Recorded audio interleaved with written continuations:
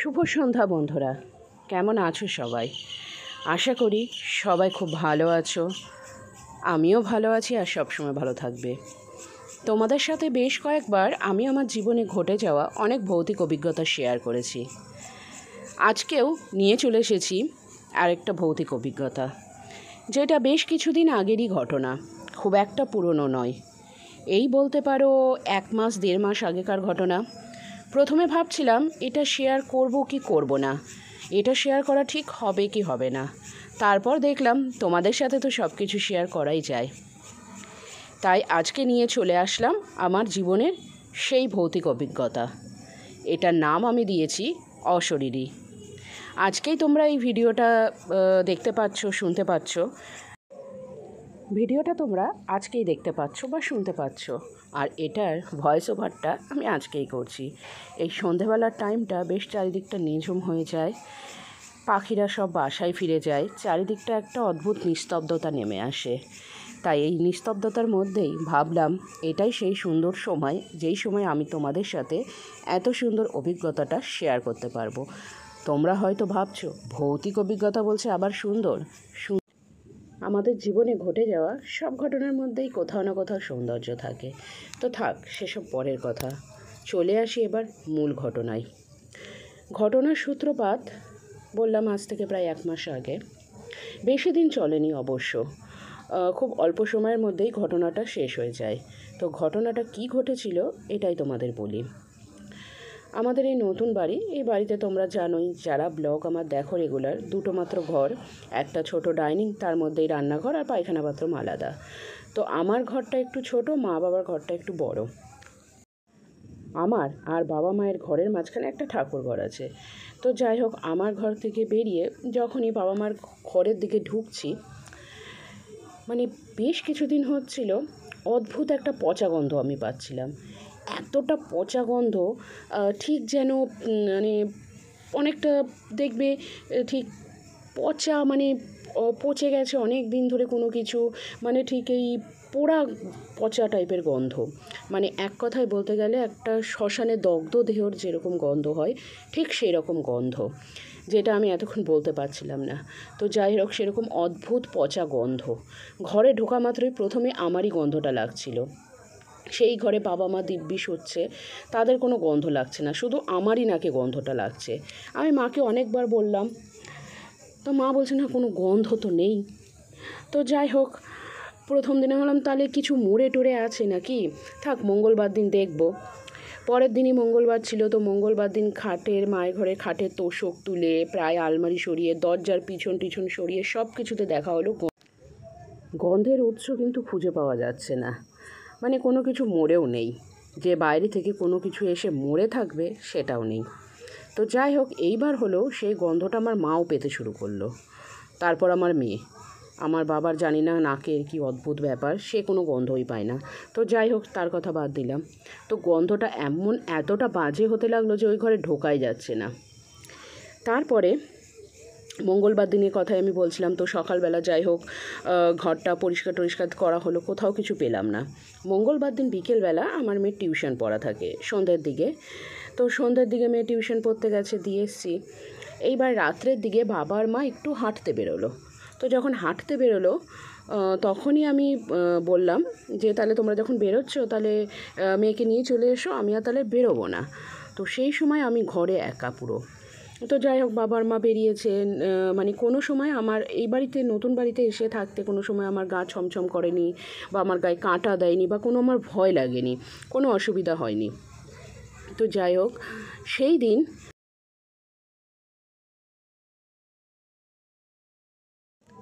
9টা বাজতে ঠিক 5 মেয়ে তার বান্ধবীর মায়ের ফোন থেকে আমাকে ফোন করলো যে তুমি নিতে আসবে না?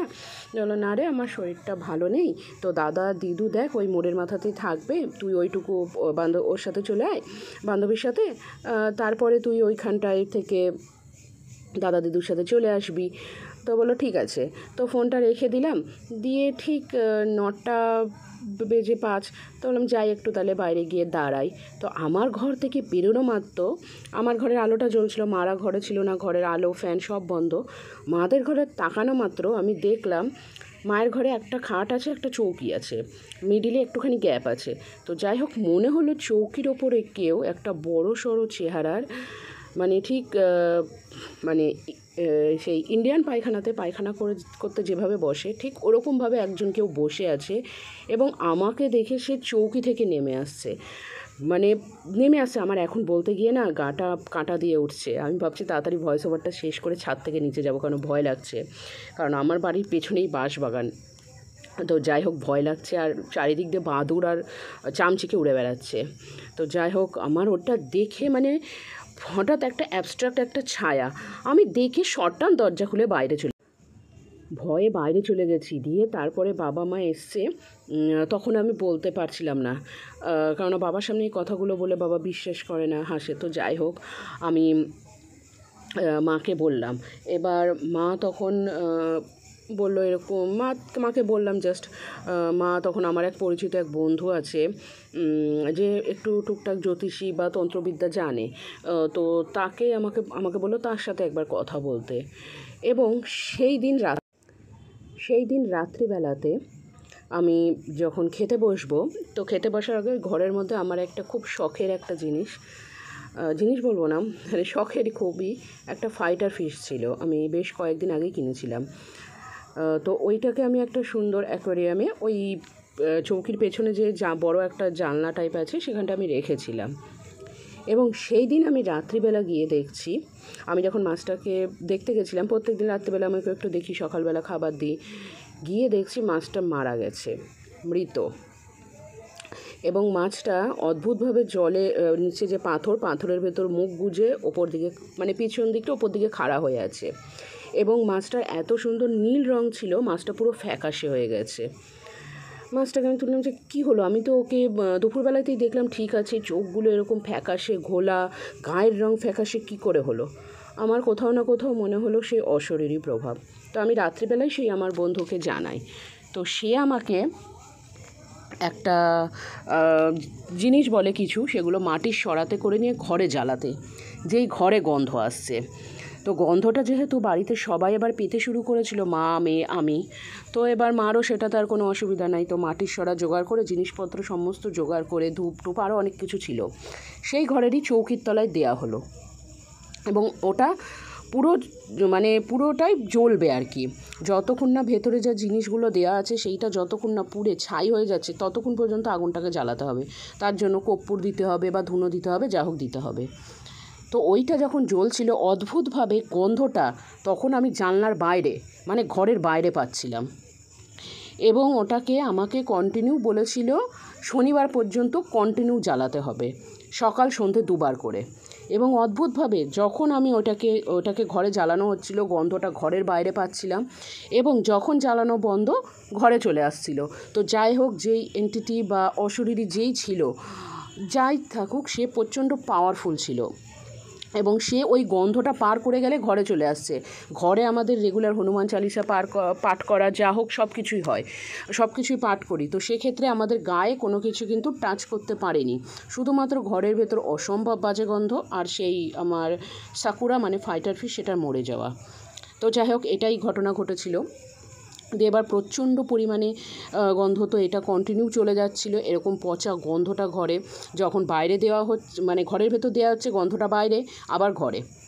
তো একদিন সন্ধেবেলা, সেদিন সম্ভবত শুক্রবার ছিল, তো আমি অফিস গেছিলাম। তো এবার মা সন্ধেবেলা যা হোক ওই ইয়েটাকে জ্বালিয়ে, সরার মধ্যে ঘরে জ্বালিয়ে ওটাকে নিয়ে গিয়ে সিঁড়িতে রেখেছে। মার কী মনে হয়েছে সিঁড়িতে রেখেছে। মা তখন বাড়িতে একা ছিল, আমার মেয়েও পড়তে গেছিলো, বাবাও অফিস। মা সিঁড়িতে ওইটা রাখা মাত্র, সরাটা রাখা মাত্র, আমাদের ছাদের ঘর, যেই ঘরগুলো তৈরি হচ্ছে এখন, সেখানে কিছু জিনিসপত্র রাখা আছে, তাছাড়া পুরনো জামা কাপড়ের ব্যাগপত্র অনেক কিছুই রাখা। তো ধূপধাপ করে অনেক কিছু পড়তে থাকে। এবং মা সেই ভয়ে, আর আমাদের যে জিমি আছে ও তখন বাইরে, ও ছাদের দিকে তাকিয়ে কন্টিনিউ বকছে। মা তখন মিডিলের যে লোহার দরজা, ওটাকে লাগিয়ে দিয়ে ঘরের ভেতর হনুমান চালিসা পড়তে লেগেছে। আমি অফিস থেকে এসে আমি বাইরে থেকে আওয়াজ পাচ্ছি হনুমান চালিসার, আমি ঠিক জানলার বাইরে থেকে মাকে ডাকছি, মা হনুমান চালিসা পড়ছো? মা তখন প্রায় প্রাণ ফিরে পাওয়ার মতন চমকে উঠে বলছে, তুতুল আসলি? দিয়ে আমি তখন ঘরে ঢুকলাম, মানে আমার গা কাঁটা দিচ্ছে, যেন গায়ে কাঁটা দিয়ে উঠছে এখন বলতে যাচ্ছি। তো ঘরে ঢুকলাম, ঘরে ঢোকা মাত্র মা বলছে যে এরকম ঘটনা। দিয়ে মাকে বললাম চলো ছাদে দেখে আসি। ছাদের একটুখানি সিঁড়িতে উঠতেই আমি বললাম তাহলে জিমিকে নিই, জিমিকে আগে সিঁড়িতে পাঠাই, ওরা তো দেখতে পায়, বকবে টকবে, আর কুকুর টুকুর দেখলে যদি পালিয়ে যায়, ঠিক আছে। তো জিমিকে ওপরে পাঠালাম। ও মা, জিমি মোটামুটি সিঁড়িতে অনেকটা তুলে দিয়েছে, ওখান থেকে লাফ মেরে নিচে নেমে গেল। ও জিমি যেই নেমে গেল, জিমির নামা দেখে আমি আর মা শটার নিচে নেমে চললাম, আর যাবো না, বাবা আসুক, বাবা আসলে তারপর যাবো, কারণ বাবার গায়ে পৈতে আছে। তো যাই হোক, নিচে এসে মিডিলে সেই লোহার দরজা লাগিয়ে আমি আর মা ঘরে বসে আছি, ঘরে কোনো সমস্যা নাই। হঠাৎ করে তখন আমার এক বন্ধুর কথা মনে পড়লো। সে বলেছিল, মানে আমার ওই বন্ধুও বলেছিল যে এই অশরীরী আত্মা, এরা খারাপ কথা শুনতে পারে না, সহ্য করতে পারে না, মানে এদেরকে বাজে গালাগালি, বাজে কথা যত বলবে এরা সেগুলো সহ্য করতে পারে না। তাই যখনই এরকম কোনো জায়গায় ঘটনা ঘটবে, তখন মনের খুশিতে যত রকমের গালাগালি যেন তুমি দাও, দেখবে সব ঠিক হয়ে যাবে। আমার তখন ফট করে মাথায় কি ক্লিক করলো, আমি তখন ওই সিঁড়ির ওখানটায় দাঁড়িয়ে ছাদের দিকে তাকিয়ে যাচ্ছে তাইভাবে গালাগালি করলাম, বাজে কথা বললাম, তার সাথে এটা বললাম, তোকে যে পাঠিয়েছে তুই তার কাছে যা ফিরে। মানে আমার গায়ে এখন কাটা দিচ্ছে, আমি জানি না সে আশেপাশে আছে কি না, বাবা ভয় লাগছে, গোটা গা কাটা দিয়ে উঠছে। তো যাই হোক, আমি তখন এই কথাটাই বলি ওখান থেকে চিৎকার করে, এবং অদ্ভুতভাবে সেই দিনের পর থেকে আমার ঘর থেকে, আমার বাড়ি থেকে কোনো পচা গন্ধ সব চলে গেল, এক ফোঁটা আর পচা গন্ধ নেই ঘরে। দিয়ে তারপরে রাত্রিবেলা বাবা যখন ফিরলো, বাবার মা উপরে গেল, দেখলো না সব ব্যাগপত্র সব ঠিকঠাক আছে, কোনো কিছু পড়ার কোনো চিহ্ন নাই, যা হোক কিছুই নাই, তো সব কিছুই ঠিকঠাক আছে। তো দেখলো তার মানে কিছুই পড়েনি, তাহলে আওয়াজটা কিসের হচ্ছিল, তখন সব বোঝা গেল, এবং তারপর থেকে ঘরে আর কোনো গন্ধ নেই। তো সেই যে আমাকে বন্ধুটা যেই জিনিসগুলো আমাকে জ্বালাতে বলেছিল ঘরের মধ্যে, সেইটা কতটা কাজ করলো, আর আমার গালাগালি দেওয়াটা কতটা কাজ করলো আমি বুঝতে পারলাম না। তো যাই হোক, এটাই আমার জীবনে ঘটে যাওয়া খুব রিসেন্ট একটা ভৌতিক অভিজ্ঞতা। তোমাদের কেমন লাগলো ঘটনাটা অবশ্যই কমেন্ট করে জানিও। আমার সাথে আবার যদি আর কোনো ঘটনা ঘটে অবশ্যই তোমাদের সাথে শেয়ার করব। ততক্ষণের জন্য টাটা।